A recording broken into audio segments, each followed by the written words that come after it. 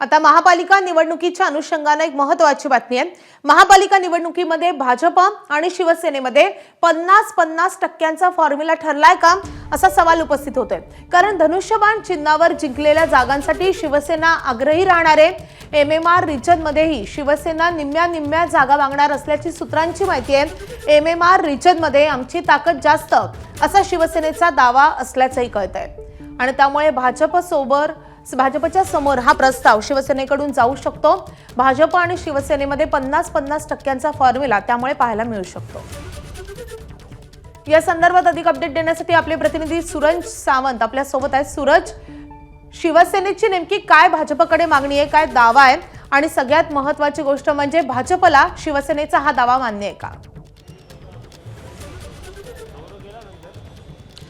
खरं तर माधवी, आपण पाहिलं तर 50-50 50-50चा फॉर्म्युला हा पालिका निवडणुकीच्या पार्श्वभूमीवरती भाजपसमोर शिवसेनेकडनं ठेवला जाणार आहे। याचं कारण एक महत्त्वाचं आहे, ते म्हणजे जवळपास जर आपण पाहिलं अनेक वर्ष ही निवडणुका झाला नाही आहेत आणि फुटीच्या आधी हे सर्व नगरसेवक धनुष्यबाण या चिन्हावरती निवडून आले होते आणि आता धनुष्यबाण हे चिन्ह एकनाथ शिंदेंकडे आहे। त्यामुळे त्या चिन्हावरती निवडून आलेल्या जेवढ्या जागा आहेत त्या जागांवरती शिवसेना क्लेम करणार आहे।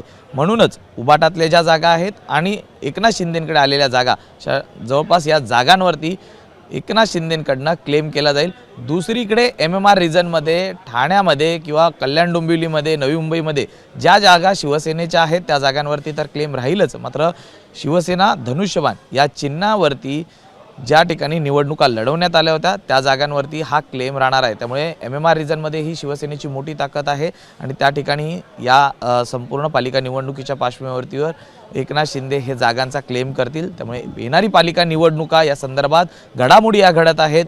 आमदारांच्या बैठका झालेल्या आहेत, मंत्र्यांना व्यवस्थित जबाबदाऱ्या देण्यात आलेल्या आहेत आणि त्या अनुषंगाने पूर्ण ताकदीने महानगरपालिका महायुतीमध्ये शिवसेना लढवताना आपल्याला पाहायला मिळतील। मात्र 50-50चा फॉर्म्युला यामध्ये किती जागा एकनाथ शिंदेंना मिळतात हे पाहणं महत्त्वाचं आहे। मात्र शिवसेना 50-50 किंवा सन्मानपूर्वक जागांसाठी आग्रही राहणार आहे। माधवी, नक्कीच, आणि यामुळे आता युतीमध्ये पुन्हा एकदा कुस्ती पाहायला मिळणार का हे पाहणे तितकंच महत्त्वाचं असणार आहे। सूरज, धन्यवाद या सगळ्या सविस्तर माहितीसाठी। ABP माझा, उघडा डोळे बघा नीट।